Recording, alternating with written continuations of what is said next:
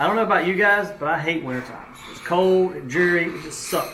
So I decided to build a greenhouse onto our home so we can have summertime all year long. Today we're going to show you how we built that. Come on, check it out.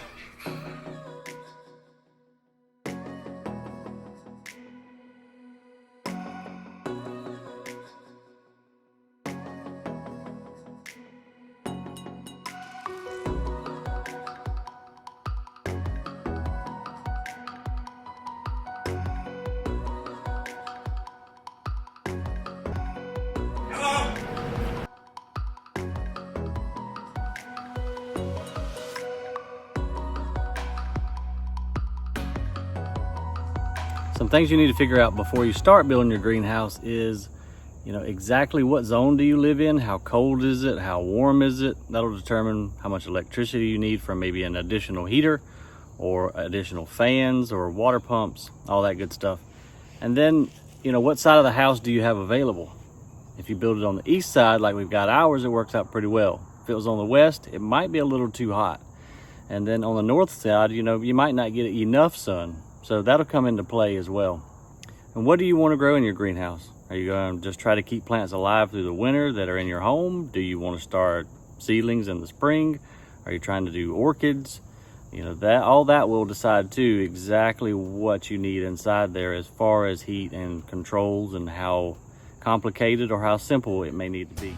All right, so you guys are lucky. If you made it this far through the video, you get a sneak peek of the aviary project, which we're going to do a video on next, so it'd be a good time to hit subscribe so you'll know when we air it. Anyway, we're going to climb in there and I'm going to show you the foundation here because it's the exact same as the greenhouse. 4-inch pad just goes right up to the 3-block high wall. Your 2x8 will sit on top of here and your 2x4s will go up to the ceiling where you'll put 2x6 or 2x8s for your purlins and then connect your flashing to that and then your polycarbonate. So here's where air comes into our greenhouse. These are the automatic louvers you can kind of see behind this screen. The screen's there obviously to keep bugs out. So the louvers are controlled by a thermostat.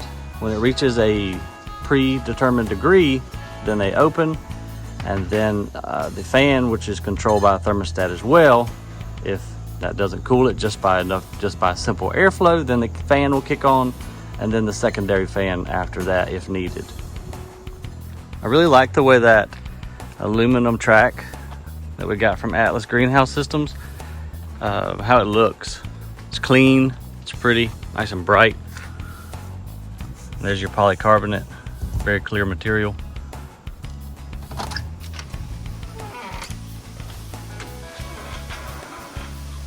All right, so it looks like the misters are on back here, keeping all the orchids and everybody nice and wet. Crazy humid in here. Another reason why you got to have everything water sealed.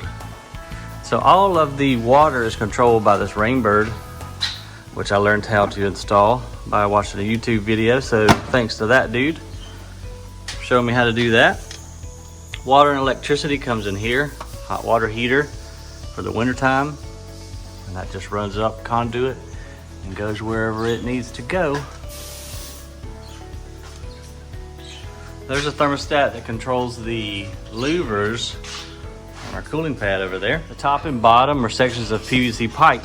What we did, I think this was 8 or 10 inch PVC pipe here that we just cut in half to create the bottom and then also the top. We took that twin wall polycarbonate sheeting and actually just took a jigsaw and cut out some caps, silicone them on to make it watertight, and then ran from a little fountain pump up a 1/2-inch PVC line, makes an elbow right there, and it goes across the entire top inside of there. Little 1/8-inch holes drilled, about 20 of them, so that water can just trickle down through this material into the bottom tray and flow right back into the bucket. So this material we got from a local poultry supply house. It's a special salt impregnated cardboard. Lasts a good long while, and the water just simply trickles down through there while the air is coming through. Cools it down about 15 degrees versus whatever the temperature is outside. So very simple reservoir, 5-gallon bucket. This is just the guts out of a toilet. So it's an evaporative cooling system. It loses water. So that's where the toilet thing comes in. When this gets a little low, it simply fills it back up. And I've got that screwed, I drilled a hole in the bottom of the bucket. I've got that screwed on with a lock nut and just siliconed around it so it didn't leak. Works out pretty good. It's simple and cheap. Everything's controlled by this little, right out of the store timer. I think it comes on at around 7 a.m. and cuts off at 6 p.m. right now, but you can change that, to your situation. Did have to run some additional power around here. So again, if you can kind of pre-plan that, it'll save you some time and money. This is just a deflector made again out of that polycarbonate. It had all the airflow, all the cool air was just going to that wall, and the birds and plants needed it, especially this girl here, right, Scarlett. So built that to deflect, and that's curved. Hopefully you can see that there. And so that kicks the air out more towards her pen and towards the center of the greenhouse. And back here, I can show you where the heat comes in. So you see that vent there. Okay, here's our wood burning stove that we fire up during the winter. And so all we're really doing is just grabbing some of that hot air up by the ceiling. This is the HVAC vent. And so I just bought another one of those to then tie on that 8-inch inline ductwork with a fan in it. So when the greenhouse calls for it, you can't even hear it, but it's just pulling air through that vent and blowing it right into the greenhouse. That's coming from the living room where we showed you the wood burning stove. It's just an inline duct fan, super quiet, and moves enough air to keep it warm in here.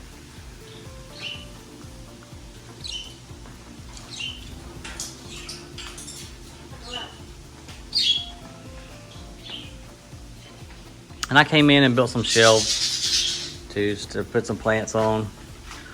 Here are our two 24-inch quiet air fans we also got from Atlas Greenhouse. They're really helpful. I just called and said, hey, I've got a greenhouse, X dimensions, which this is a 20 by 30, and give them the height. And they say, okay, well, you need this size fan to move this many cubic feet per minute so that you have good airflow, or proper airflow, I should say. I recycled some pallets, just used them as shelves really, put some orchids on. I think it looks pretty neat, and they were free, so it works. There's another thermostat, electrical outlet. Oh, this tree is pretty cool. So, this thing's free span. There's no support in the middle of this building. So I took this tree, thank you for ringing that bell, Kona. I took this tree and used it as support and also to hang orchids off of. And so that we could work at night, we put 4 LED lights up in the ceiling. So we can come out here during the evening and play around and get warm and give the birds a little bit more daylight too. Little workstation, little swing for the birds. Well, I hope you learned something by watching this video. I appreciate your time. If you have any questions or comments, leave them below. And do us a favor, please hit the subscribe and like button below. That way you'll be notified when the next video of the aviary comes available. Thanks, y'all. See ya.